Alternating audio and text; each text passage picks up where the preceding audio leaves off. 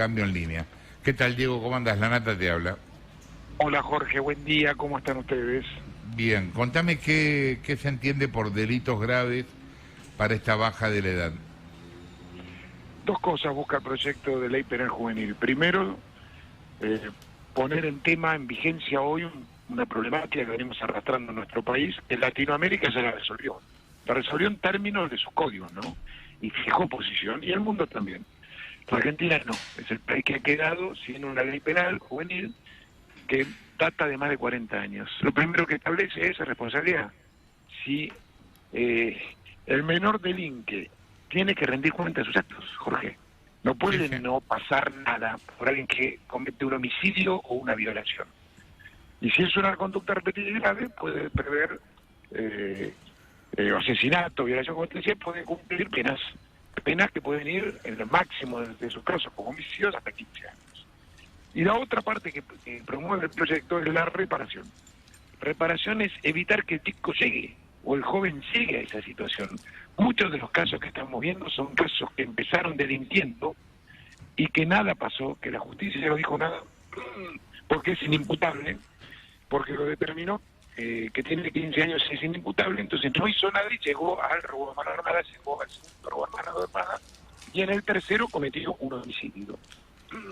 Estas son las cosas que nosotros tenemos que terminar y darle un plazo a la justicia de no más de 2 años. ¿Qué posibilidad ves que esto salga en el Congreso? Y yo creo que hay una voluntad, en nuestro espacio hay una voluntad de avanzar en algo que la Argentina no se ha metido, no se ha comprometido. Nosotros tenemos serios problemas de violencias, serios casos donde menores, que no son la mayoría de los casos, actúan y actúan de esta manera. Y yo te diría, ¿y por qué 15 años? Que para mí no es un tema menor. Porque 5 de cada 10 delitos que cometen menores de 16 años lo hacen chicos de 15 años. 5 de cada 10 casos de delitos que cometen menores de 16 años son chicos de 15 años. Por eso fijamos en 15 años un trabajo hecho con todo un equipo de justicia y siguiendo todos los análisis que hay del mundo por el tema de minoridad. Rolo. ¿Qué posibilidades? Ir hacia adelante, hay que avanzar, nosotros tenemos que resolver estos temas. Yo presenté en la temática de violencia y seguridad un tema de lucha contra el narcotráfico, que no es solo meter preso a los soldaditos, sino ir por el circuito financiero, económico de estas organizaciones criminales. Segundo, avanzar con el Código Procesal Penal. Tercero, el Código Penal que tiene que entrar en vigencia, que está sancionado en diputados, sino en el Senado de la Nación, que está retenido. Y cuarto, un avance sobre el tema minoridad, para tener un Código Penal juvenil que tipifique y trabaje sobre todo estos temas de violencia. Santilli, ¿qué tal? Rolando Barbano lo saluda. ¿Para Hola, qué Rolando. tipo de delitos estaría pensado este fuero penal juvenil? Decía al principio para delitos graves. Quería una definición sobre de qué estamos hablando y también una explicación sobre este nuevo fuero que pretenden crear. ¿Cómo conviviría? Porque hoy hay un fuero de justicia penal de menores que se ocupa exclusivamente de todo aquel que está involucrado en una causa penal y tiene menos de 18 años. ¿Cómo convivirían los dos fueros o uno reemplazaría al otro? Bueno, dos cosas. Primero, robo a mano armada, violaciones, homicidios. El robo a mano armada puede terminar en la muerte de una persona, un delito que ya es irreparable para la pérdida de vida de ese ser humano y también para su familia y sus seres queridos. Y el tercero es trabajar en un fuero que sea específico en la materia, donde tenemos fueros, pero podemos trabajar ampliándolos, trabajando con ellos, pero coordinando lo que significa para mí la imputabilidad a partir de los 15 años, no solo de los 16 y los 17, sino llevarlo a los 15 años e integrar al sistema total de los chicos jóvenes menores. Las estadísticas que usted citaba dicen que 5 de cada 10 delitos cometidos por menores serían cometidos por menores de 15. También estaba leyendo el proyecto y se habla de el 30% de los delitos contra la propiedad, la integridad sexual y las personas cometidos por menores de 16 años. ¿Esta estadística de dónde surge? ¿Y qué? Corte Suprema de Justicia de la Nación, 22 de agosto de este año. Cifras indicadores claras al 22 de agosto de este año. Y a partir Por de eso es un trabajo empírico que voy mirando, porque uno empieza a fijar. Latinoamérica, por ejemplo, el promedio es 14 años. Cuando uno empieza a mirar el por qué 15, porque las estadísticas marcan que 5 de cada 10 chicos menores de 16 años tienen 15 años. Segundo, que hay una relación en términos de empieza el tema de utilización de armas de fuego o de armas, cuchillo también puede ser, también empiezan los delitos sexuales a esa edad y, bueno, la estadística empírica que refleja la Corte Suprema. ¿Están pensando también en cambiar los lugares de detención de los menores? Porque uno de los grandes problemas que hay hoy con los delitos cometidos por menores es que los lugares de encierro suelen estar o desbordados o son muy fácilmente violables, que hay fugas todo el tiempo. ¿Hay alguna contemplación a todo esto? Porque también si estamos pensando en cambiar la edad de imputabilidad y meter presos a mayor cantidad de menores, hay que pensar a dónde los vamos a meter. Sí, para mí es muy importante lo que está planteando. Es muy importante porque los institutos, que no puede ser la misma reclusión que un mayor, no es lo mismo una persona mayor de edad que un menor de edad. No tiene que tener el mismo lugar. Los institutos hay que trabajar para ponerlos acorde a la situación donde uno tiene que hacer que el chico vuelva a integrarse a la sociedad una vez que cumpla, si tuviera condena, o en el caso de la reparación, evitar que llegue a un tipo de condena de esa situación. Sí, Marina. totalmente. Santilli, Marina Calabro lo saluda, ¿cómo le va? Hola, Marina. ¿Cómo está? Me interesa especialmente este segundo aspecto del proyecto, que es que prioriza las medidas de reparación, puesta la palabra entre todas las comillas del mundo, ¿no? Reparación hacia las víctimas. ¿Esto cómo se articula? ¿En qué consiste? ¿Cuál es la idea rectora? Para mí es muy importante, uno cuando lee la experiencia en el mundo, ve que hay un trabajo reparador. Digo, te puedo dar ejemplos del mundo, te puedo dar ejemplos en el conurbano. Ajá. Cuando suceden situaciones, en el mundo hay ejemplos como en Australia. En Australia hubo casos de ruptura de un espacio importante, que por ejemplo un salón importante histórico. La fiscal determinó que esos jóvenes debían repararlo y dejarlo como estaba. Para dejarlo como estaba tuvieron que aprender el oficio de pintar y reparar la mampostería. Bueno, se demandó 2 meses, los chicos aprendieron, lo repararon y lo dejaron como estaba. Eso es reparación. Evitar tal vez que ese chico cometa un delito peor, que tenga una condena peor. Entonces, la reparación es algo importante. Y esto me lo pide en cada rincón del conurbano de la provincia de Buenos Aires, cuando lo recorría el año pasado, en el marco de la campaña, todo el mundo me lo plantea. Los menores que salen y delinquen, los menores que van, primero arrebatan un celular, después arrebatan una cartera, después van con un cuchillo, o van con un arma y terminan generando una homicidio. No sé si recuerdan el caso del ciclista, Sí, claro. que fue allí por Sheraton. Bueno, ese chico de 15 años que había robado 2 veces antes a mano armada. En la tercera vez cometió el homicidio. Si hubiera llegado, si hubiéramos tenido un código penal juvenil que no hubiera dicho que es inimputable la primera vez que cometió el robo a mano armada, y por ejemplo el juez hubiera dicho, tiene que ir a la escuela, sociabilizar y el Estado controlar que cumpla esa medida, hubiera tenido una medida reparatoria previa, si no la cumplía, una medida más fuerte o más contundente de responsabilidad, y por ahí hubiéramos evitado un homicidio. Eso es lo que tenemos que hacer. Gonzalo. ¿Qué haces, Diego? Gonzalo Sánchez te saluda. Hola, Gonzalo. Diego, vos estás recorriendo el conurbano y la provincia de Buenos Aires porque querés ser gobernador y eso es notorio y todos lo sabemos. Y entiendo que tomás contacto de modo permanente con casos de inseguridad y con víctimas de la inseguridad. La pregunta que yo te hago es si no tenés temor o miedo vos de no poder cumplir con esto que estás proponiendo, por el simple hecho de que la historia nos indica que estos proyectos aparecen en momentos oportunos de campaña y después no suceden. Y los ciudadanos estamos un poco cansados de escuchar la promesa permanente. El proyecto es interesante a priori, pero después la historia nos indica que estos proyectos no se convierten en ley y que el delito siempre crece. Mira, 2 cosas respecto al delito. Primero, vos tenés que tener decisión política en enfrentar el delito. Cuando a mí me tocó hacerme cargo de la seguridad, enfrenté el delito y todos los indicadores demuestran la baja contundente del delito en otro distrito.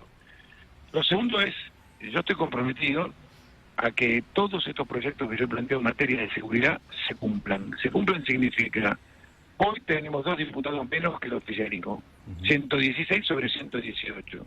Yo presento mis proyectos y si yo como gobernador los voy a empujar y voy a hacer que se sancionen. ¿Por qué? Porque creo en esto, porque no puede ser que en general tengamos un código penal que data de una historia de muchos años atrás, de más de 40 años, y se hizo un trabajo con la justicia y nada pasó y está trabado en el Senado. Se votó en diputados, pero está trabado en el Senado. No puede ser que tengamos un código procesal penal donde el delincuente de delito violento entra por la puerta y sale por la misma puerta. No puede ser que los procesos judiciales sean largos, hay que acortar los procesos judiciales, no se planteando en este proyecto. No puede ser que no tengamos un código penal juvenil.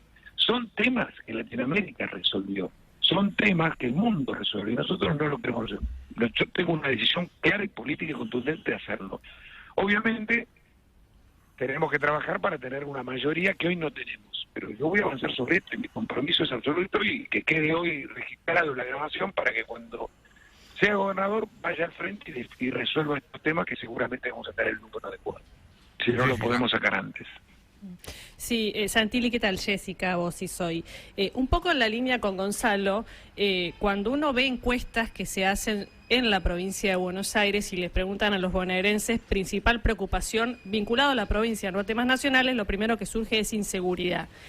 Y sin vender, porque en campaña es fácil vender espejitos de colores, pero sin hacer eso, ¿cuánto se puede mejorar la situación teniendo en cuenta que hay, bueno, está primero la policía bonaerense, los intendentes que quieren tener sus propias policías y manejos sobre el tema de la seguridad, está la justicia también que funciona de determinada manera, es decir, hay mucho y un contexto económico que tiene que ver mucho la situación económica, más la droga. En un contexto donde poco, digamos, puede manejar quizás un gobernador, ¿cuánto realmente se puede mejorar en un mandato de 4 años? Déjame decirte algo, yo creo que el gobernador puede mejorar mucho. Y te lo digo con conocimiento de causa. Nosotros agarramos delitos, homicidios en la ciudad de Buenos Aires cuando a mí me tocó, por encima de la media, hoy está 3,3 homicidios casi 1.000 habitantes. Es la segunda ciudad del continente después de Ottawa con menos homicidios. No la agarramos ahí. La agarramos sin policías en la calle o con muchos menos policías en la calle. Tenés que decir 6.500 policías en la calle, tenés 19.000. La agarramos con delitos al alce, tenemos los delitos más bajos de la historia de la ciudad, no de la historia de un gobierno, de la ciudad. Ahora, ¿se puede hacer? Claro. ¿Qué requiere? Decisión política. Segundo, formación y equipamiento de tu fuerza. Tercero, tecnología. Tecnología, hoy tenés sistemas forenses predictivos, reconocimiento facial. O sea, ¿cuántos delincuentes prófugos pusimos a disposición de la justicia con reconocimiento facial? 1965. Violadores, asesinos, ladrones a mano. Último hombre de la banda de secuestro de San Isidro, que era otra banda paralela a la de que secuestraba al hijo de ingeniero Bloomberg. Digo, motochorro a la baja, cada vez que salías de un programa de televisión o tenías un problema de motochorro en todos los lugares, mucho menos, no significa que cero.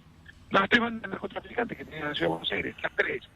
Clan San Pedrino, Marco Estrada y el último que trajo la policía por Interpol afuera, que yo felicité a las autoridades, Tumbo. Las 3 organizaciones criminales que tiene el ciudad, las 3 están detenidas. Hicimos un trabajo en conjunto. Eso es que te habla a Patricia. Bueno, ¿se puede? Sí, claro que se puede. ¿Tiene decisión política el gobernador de la provincia de Buenos Aires? Yo no la veo.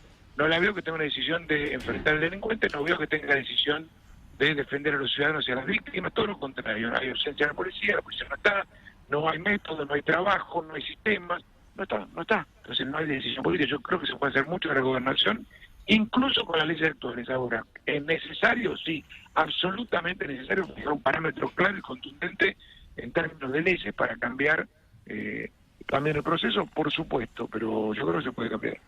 Cecilia. Sí, ¿qué tal, Cecilia Bufflet? Ahora pensaba, y volviendo un poco también a la idea sobre la que recorrían los chicos y Gonzalo en particular, es que este tipo de proyectos van sobre, de alguna manera, la última milla, ¿no? Y lo que nosotros vemos hoy cotidianamente y recibimos información todos los días es que ni siquiera hay dónde alojar los presos, ¿no? No se empieza por el final, cuando todavía hay un montón de pendientes antes para resolver, que finalmente hacen que estos proyectos terminen en la nada o la capacidad de tener impacto sea nula, digamos. Si hoy vemos que están las cárceles desbordadas de presos, que los institutos no funcionan, que para todo eso además hace falta un montón de plata y de presupuesto.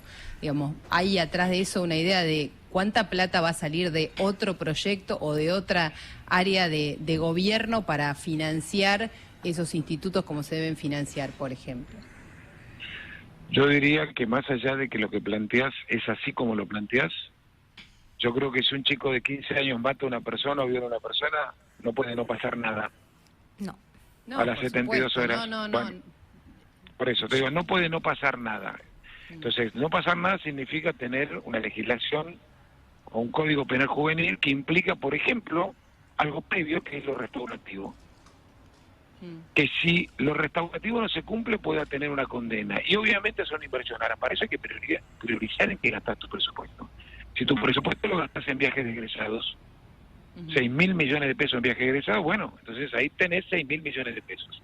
Si vos tenés un ministerio en la provincia de Buenos Aires que gasta 4.000 millones de dólares, de pesos, perdón, el Ministerio de la Mujer, que también tiene diferentes áreas en el Ministerio de Seguridad, la Dirección General de Integración e Inclusión, la Dirección General de la Secretaría General, y así sucesivamente tenés sobre presupuestos en todos lados. Desde ahí podés tener mayor tecnología, educación, integración. Si vos vas a gastarte 26.000 millones de pesos en casas de la provincia, en los municipios, en vez de trabajar con los intendentes, bueno, ahí están tus prioridades. Esas son las prioridades del actual gobernador. Yo creo que lo que hay que hacer es priorizar la seguridad, priorizar la educación, priorizar el acceso a la salud, priorizar el trabajo, sacar a los jóvenes de la informalidad. Ahí es donde tenés que orientar tu presupuesto. Gracias, Diego, por la comunicación. Diego Santilli, quien hablaba, diputado nacional de Juntos